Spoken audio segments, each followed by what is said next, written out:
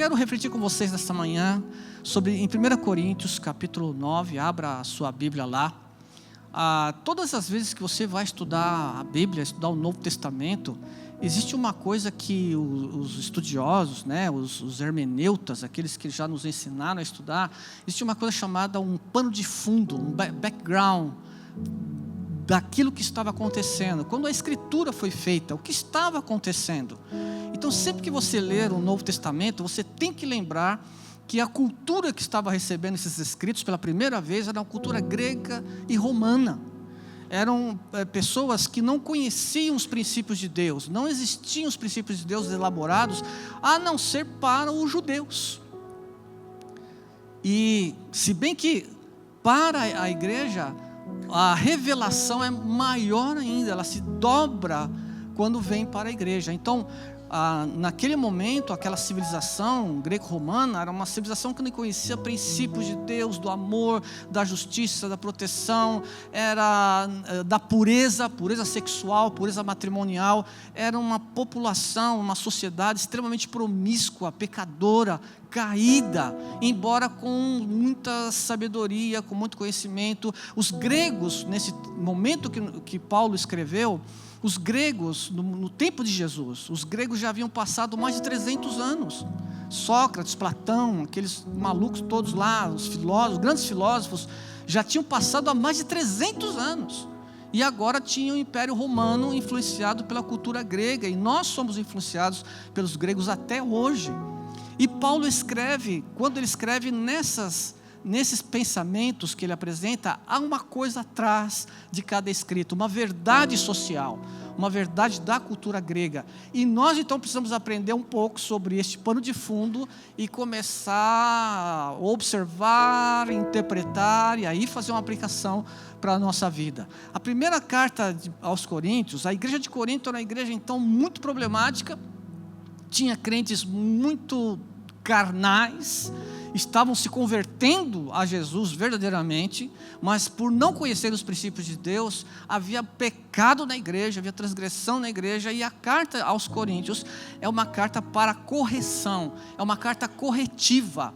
Ela traz princípios de correção, casamento, relações pessoais, sobre relacionamentos de negócios, sobre unidade da igreja, e vai por aí afora. E neste capítulo que eu quero explorar com você, e todo estudante da Bíblia deve explorar as figuras. A Bíblia é lotada de figuras, de imagens, desde o Antigo como o Novo Testamento. As figuras apresentadas precisam ser exploradas para que você tenha um entendimento correto da Escritura. Então, uma vez Jesus falou: eu sou a porta. Porta? Que porta que é essa? Você precisa estudar e saber na cultura o que ele estava querendo dizer. Eu sou a porta, quem entrar por mim entrará e sairá e achará pastagens. Eu sou o pão da vida. Vamos participar da ceia, o pastor vai ministrar a ceia daqui a pouco. Na última ceia ele pega o pão e o vinho. Vinho para o judeu era alimento, não é como hoje o vinho, como se tem esse pensamento hoje do vinho. Era alimento, fazia parte da comida, da refeição deles, fazia parte do alimento deles, o vinho. E o pão, e ele falou: sou o pão da vida. Esse sangue, esse cálice, esse vinho que vocês estão tomando hoje, ele disse, é o sangue, é o meu sangue da nova aliança. São figuras fantásticas que precisam ser exploradas, que se o estudante da Bíblia não explorar essas verdades, ele não vai conseguir chegar a uma compreensão legal. E hoje eu quero explorar com vocês a figura do atleta. Então, se eu tivesse dado um tema para essa mensagem, seria atleta ou espectador? Quem você é? Um atleta ou um espectador? Então, antes de eu chegar no meu texto, que é o versículo 24, quero ler um pouquinho antes o que Paulo está falando sobre o que ele fez como o corredor de Cristo, como o atleta de Cristo. 1 Coríntios 9, versículo 19. 1 Coríntios 9, 19. Porque, embora seja livre, Paulo falando dele para os crentes coríntios, que estavam cheios de erros, cheios de problemas, eram convertidos, mas precisavam prosseguir na vida cristã. Então, para os corintianos, para os são paulinos, para os palmeirenses, a verdade é universal. Então, 9,19. Porque embora, ele está falando dele, seja livre, eu seja livre de todos, fiz-me escravo de todos, para ganhar o maior número do possíveis de pessoas. Tornei-me judeu para os judeus, a fim de ganhar os judeus. Para os que estão debaixo da lei, tornei-me como se estivesse sujeito debaixo da lei, embora eu mesmo não esteja debaixo da lei, a fim de ganhar os que estão debaixo da lei. 21. Para os que estão sem lei, tornei-me como sem lei, embora não esteja livre da lei de Deus, e sim sob a lei de Cristo, a fim de ganhar os que não têm lei. Para com os fracos, tornei-me fraco, para ganhar os fracos, tornei-me tudo para com todos, para de alguma forma salvar alguns. Faço isso por causa do Evangelho, para ser coparticipante dele. Nesta visão, ele faz a figura. Aí ele mostra para nós uma figura. Versículo 24. Vocês não sabem que todos os que correm no estádio, apenas um ganha o prêmio? Ele está se referindo às Olimpíadas romanas, gregas, que já eram antigas naquele tempo, já eram conhecidas no mundo ocidental. As Olimpíadas aconteciam já há muitos anos, e ele está falando, vocês não sabem que o corredor da maratona, o corredor do estádio, ele corre, mas só um leva o prêmio, só um é o ganhador. E o prêmio naquele momento, gente, era uma coroa de flores, de louro, né? O pessoal põe louro no feijão, algumas pessoas gostam de pôr louro no feijão, né? E eles se esforçavam tanto para ganhar uma coroa de planta, uma plantinha que no dia seguinte estava morta. A maratona, não sei, de Nova York, parece que é 42 quilômetros, não sei quanto é a São Silvestre, quantos quilômetros que é a São Silvestre, tem vários níveis. Mas ele se reportava a isso, a corrida dos gregos. Então, quando o povo grego, se vocês fossem aquele povo lá, e vocês hoje sabem disso, mas aquele povo entendia bem. Ele falou, olha, os que correm no estádio, eles sabiam o que era um estádio, eles sabiam o que era a corrida, sabiam o que era a maratona, e sabiam que um só levava o prêmio. Então ele falou dele, fiz-me tudo para com todos, fraco com os fracos, judeu para com os judeus e tal. E aí de repente ele emplaca um negócio. Ele fala, vocês sabem que todos que correm no estádio, apenas um ganha o prêmio? E aí ele fala assim, corram de tal modo que alcancem o prêmio. Ele fala do atleta e de repente ele inclui a igreja nessa figura. Ele mostra a figura grega do atleta grego correndo e ele inclui então a igreja. Vocês não sabem que todos que correm no estádio, um ganha o prêmio. Aí ele diz para a igreja, corram de tal maneira que vocês possam ganhar também. Final do versículo 24, né? Corram de tal modo que alcancem o prêmio. Mas aí ele vai descrever como que o atleta daquele tempo já se comportava. Versículo 25. Todos os que correm nos jogos se submetem a um treinamento rigoroso. A vida do atleta. Hoje nós conhecemos bastante sobre a questão do atleta. Mas já naquele tempo, o atleta, disse o apóstolo Paulo, ele se colocava em um treinamento rigorosíssimo para poder competir com os demais e ganhar a vitória. Então já naquele momento, o atleta cuidava da alimentação. Já naquele tempo, o atleta cuidava de exercícios para desenvolver músculos. Já naquele tempo, o atleta ele fazia exercícios para desenvolver a respiração, a resistência. E ele diz, o atleta sofre um treinamento rigorosíssimo. Já no tempo dele tinha esse entendimento.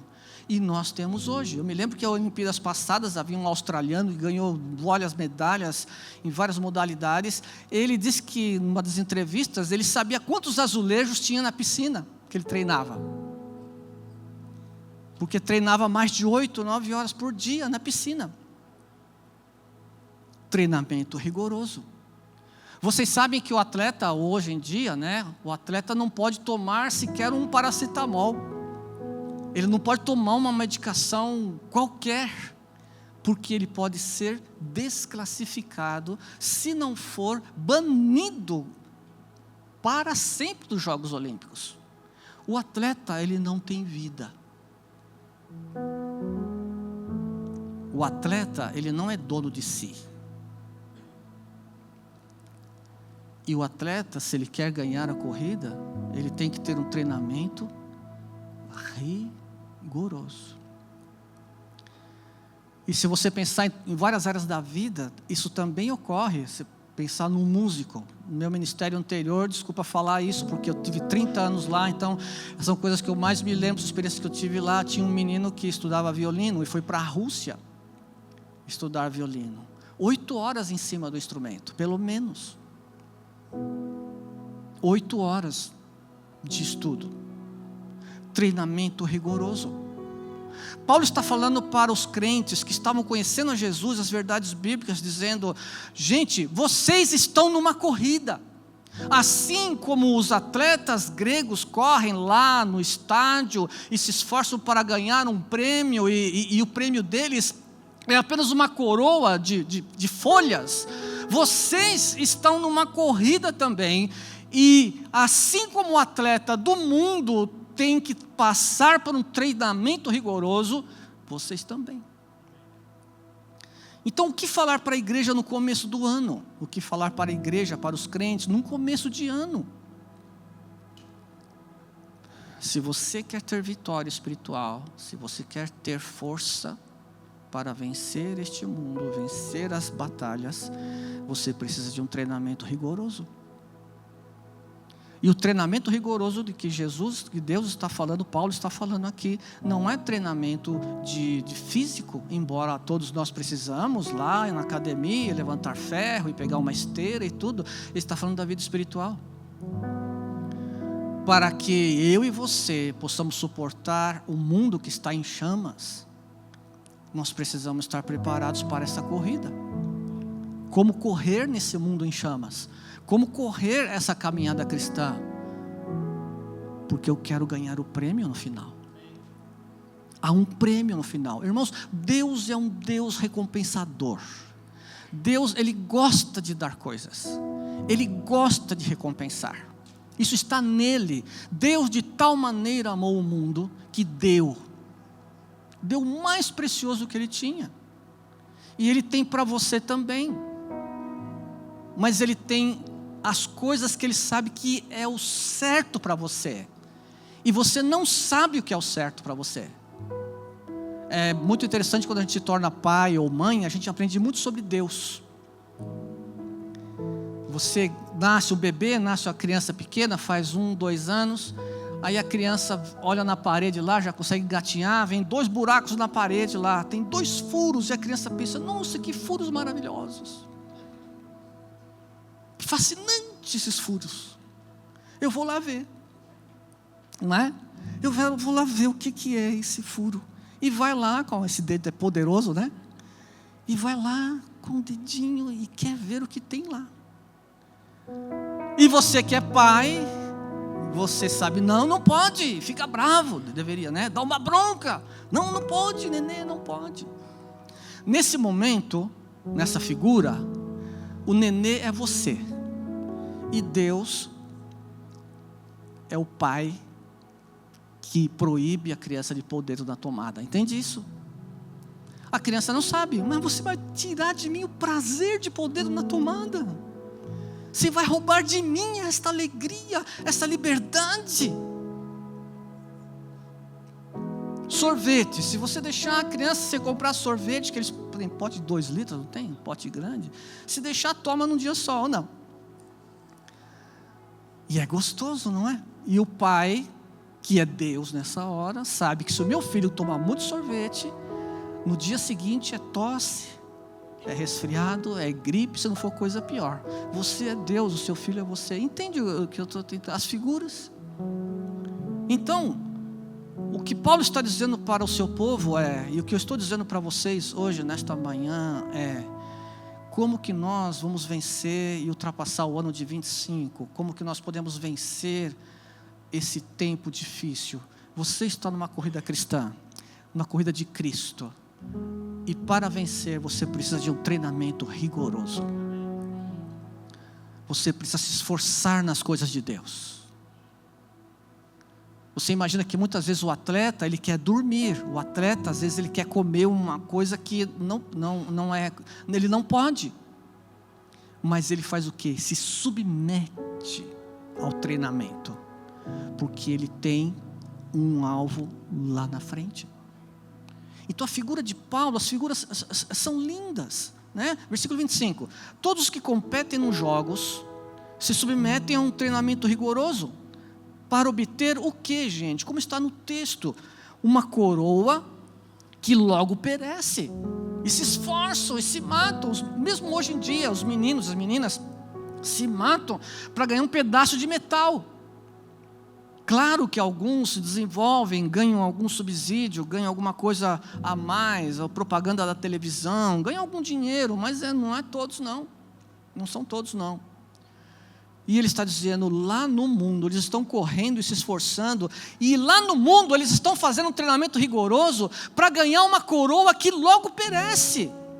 Mas ele continua no 25, mas nós o fazemos o quê? Nós fazemos um treinamento rigoroso para ganhar uma coroa que dura para sempre.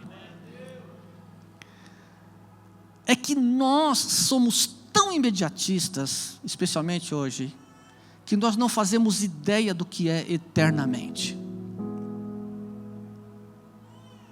Eu tenho uma visão do que é eternamente. Alguns anos atrás fui arrancar um dente e a menina levou mais de 2 horas para poder arrancar meu dente. Teve que arrancar com a broca, porque não saía, o bicho não saía puxando.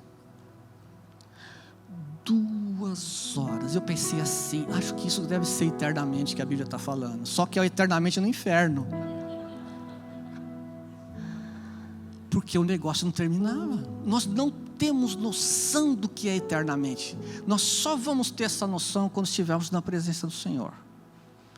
E isso é muito ruim, porque agora o que está acontecendo? O mundo está te consumindo, o mundo está te consumindo a cada dia, porque você tem que cumprir com as exigências da sociedade, você tem compromisso com pessoas, você precisa pagar a Enel, lá, a Enel que vem a energia, não precisa? E precisa de recurso. Você precisa pagar, o pastor Bruno falou das crianças que vão entrar na escolinha, entrar na creche, na escolinha, já viu quanto custa uma escolinha para criança? Não é?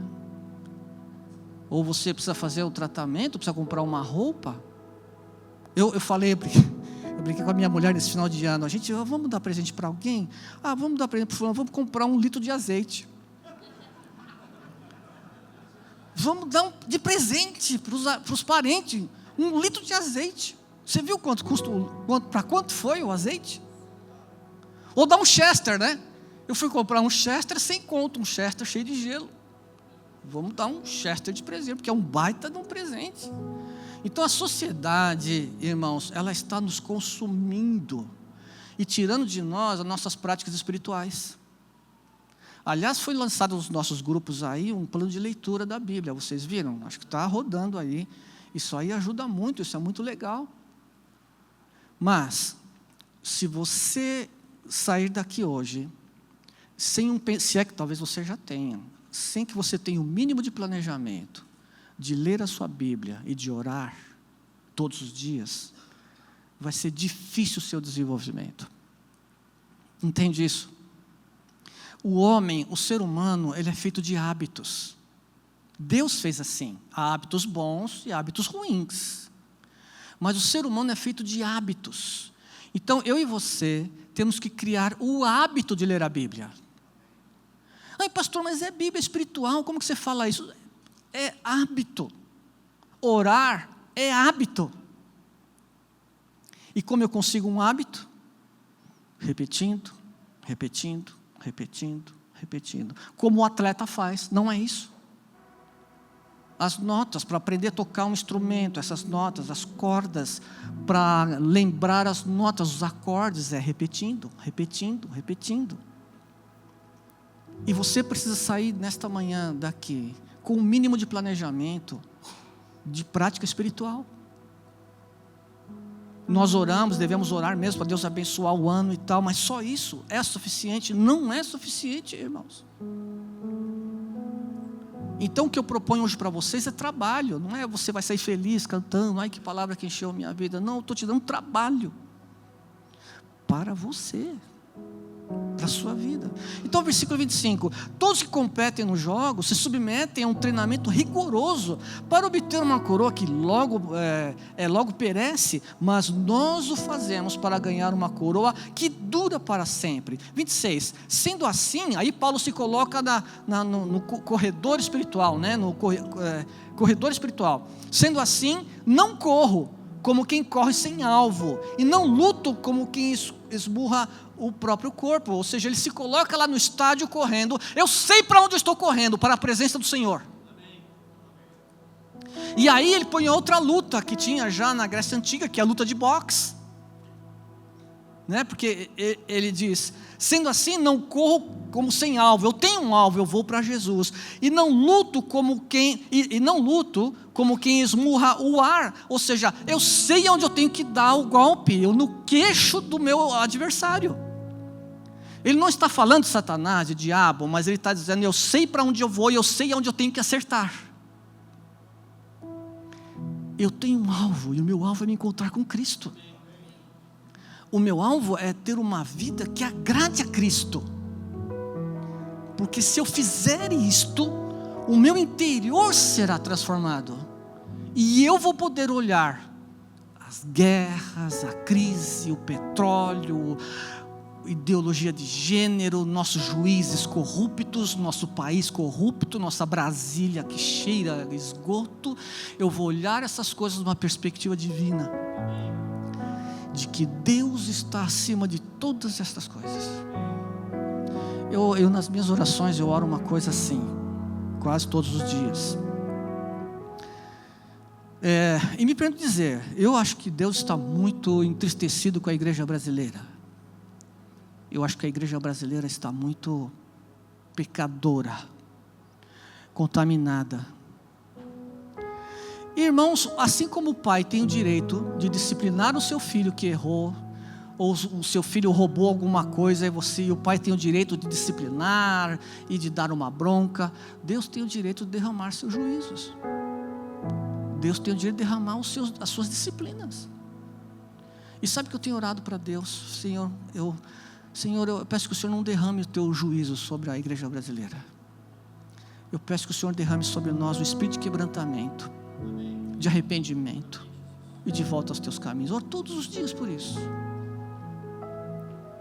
Porque a igreja brasileira está muito ruim, irmãos. Perdemos o apóstolo Rina, não foi? Ai, defeito, tem defeito, só ele tem, eu não.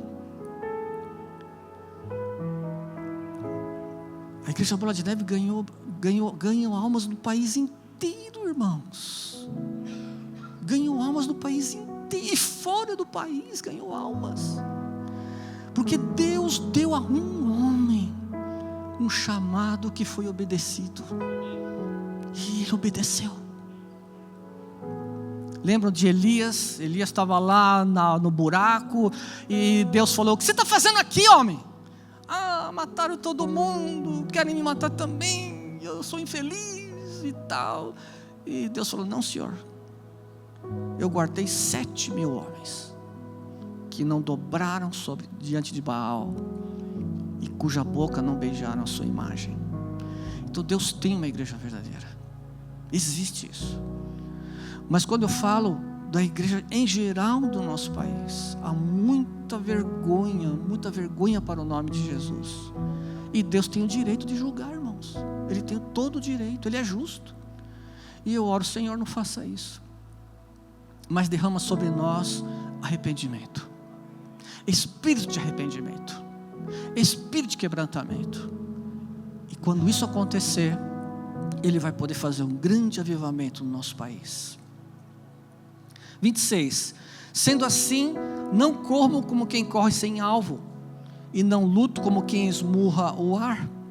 E aí ele diz 27, mas esmurro o meu corpo, e faço dele meu escravo. Ele está falando do atleta, gente, que se autodomina, do atleta que se que se fere a si mesmo, no sentido de que eu vou correr e vou lutar até onde minhas forças suportarem, e mais ainda, porque você sabe que o maratonista, no final, ele não é mais força física. Acho que outros esportes também, não é mais força física, é força emocional. E Paulo está dizendo então, eu corro essa corrida e eu esmurro o meu corpo, ou seja, eu vou dominar o meu corpo, eu vou torná-lo meu escravo, e ele vai me obedecer, porque eu quero ganhar essa corrida, e eu quero me encontrar com o Senhor em vitória.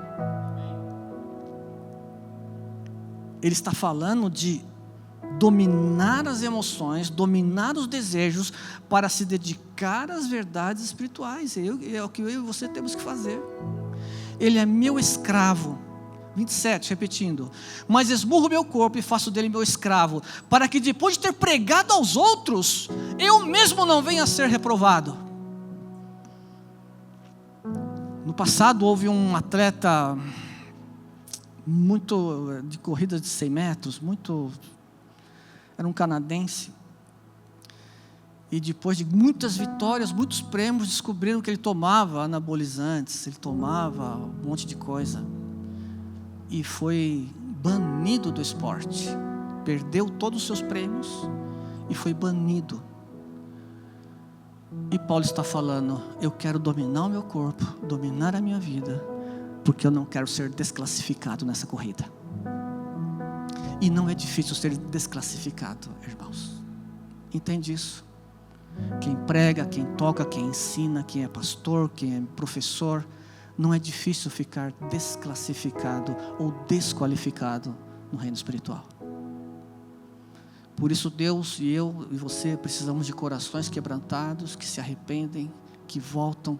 Caiu, volta de novo. A Bíblia diz que ainda que o justo caia 7 vezes, não vai ficar no chão, porque Deus é poderoso para levantar.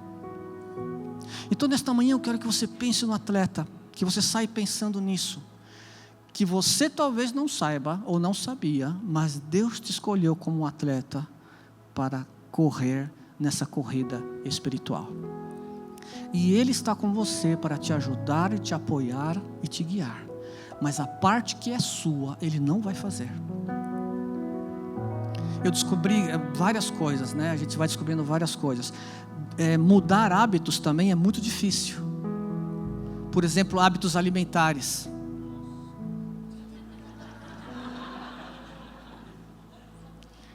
E vocês agora estão me vendo meio magro. Todo mundo que vê, me vê magro, né? Mas o meu nível de açúcar estava bombando lá em cima.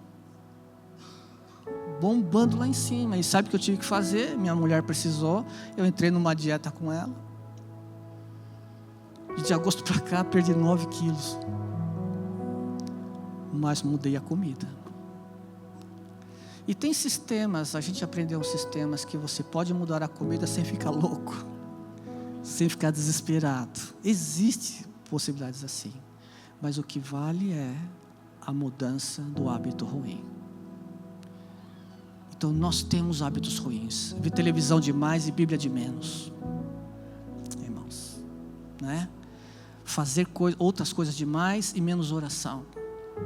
E você tem que encontrar o seu espaço. Alguns têm horário de almoço, né? Às vezes alguns têm horário bom, às vezes alguns têm horário curto, às vezes um horário que você possa explorar durante a semana é o seu horário de almoço, para ler 10, 12 versículos. Irmãos, cada dia um pouco, cada dia um passo. Os alcoólicos anônimos têm 12 passos, né? Para a libertação de quem tem problema com bebida. E uma das máximas é: hoje eu não vou beber. Hoje. Porque as pessoas dizem assim: nunca mais vou beber. Nunca mais vou ver pornografia. Nunca mais vou. A gente tem que ir aos pés do Senhor e dizer: hoje Deus vai me ajudar. Tá bom? Era só isso que eu tinha para vocês. Vamos orar um pouquinho? Vamos orar sobre isso. Se você quer ficar em pé, fica à vontade. Se não, fica sentado mesmo.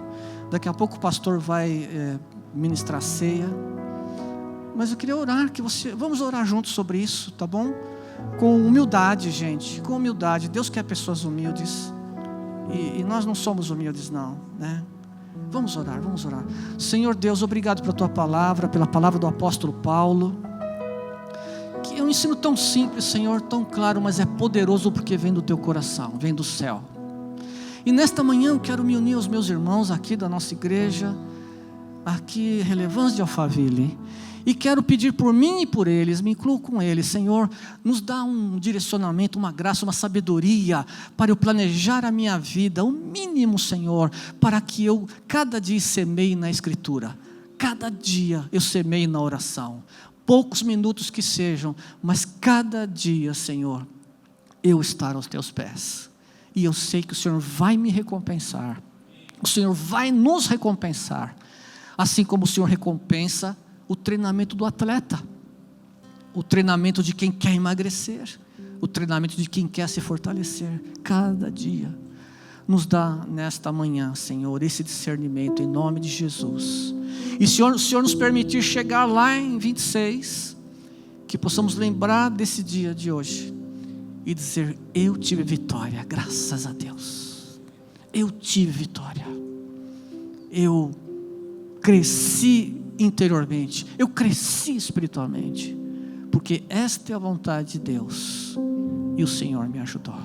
Ajuda-nos como igreja, Senhor, a dar ferramentas para o nosso povo, para esse povo, em estudos, em oração, em eventos, que a igreja seja sábia, Senhor, em fazer eventos que realmente edifiquem os nossos irmãos, e que ajude as crianças, que papai e mamãe que estão aqui tenham do Senhor uma graça do céu, para ajudar as crianças no caminho de Deus, porque elas são as mais vulneráveis e mais suscetíveis.